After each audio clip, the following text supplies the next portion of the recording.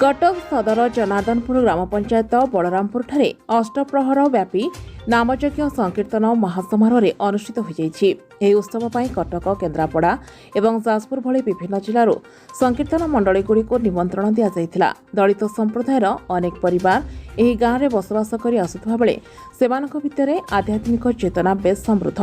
ଏହି ଅଷ୍ଟପ୍ରହରୀ ନାମଯଜ୍ଞକୁ ସବୁ ବର୍ଗର ଲୋକମାନଙ୍କୁ ନିମନ୍ତ୍ରଣ କରାଯାଏ।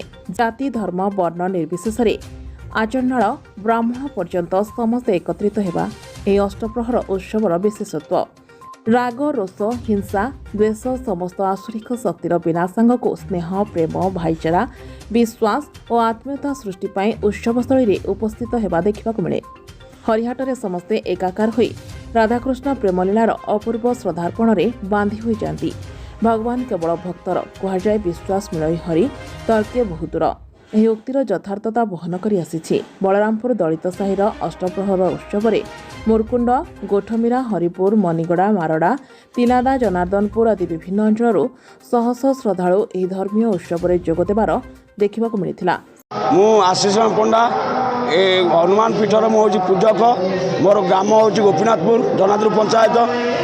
ए हनुमान पीठरे आज को दीर्घ 9 दिन हम नवाहन पारायण कर्म बहुत बढ़िया से भक्तों सहयोग बहुत बढ़िया से पूर्णांग है। गतकाली यज्ञर पूर्णाहुति होती आज शेष दिन में दशम दिन में आज अष्टप्रहरी नामयज्ञ होउची एवं अन्न यज्ञ भी होउची।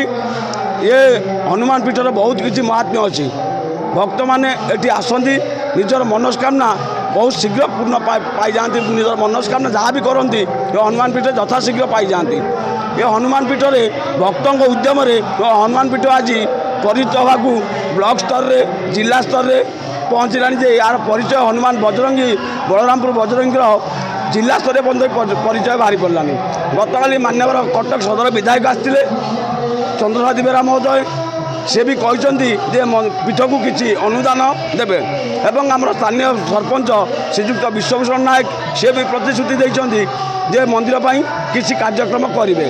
गत थर आसी गत 2 दिन तले आसते मान्यवर पूर्वतन विधायक मान्यवर पूर्वतन मंत्री श्रीजुक्त प्रताप जेना महोदय से भी प्रतिश्रुति दे जाइछन्ति ए मंदिर पर गोटे ठंडा पानीय जल उपहार स्वरूप देवे।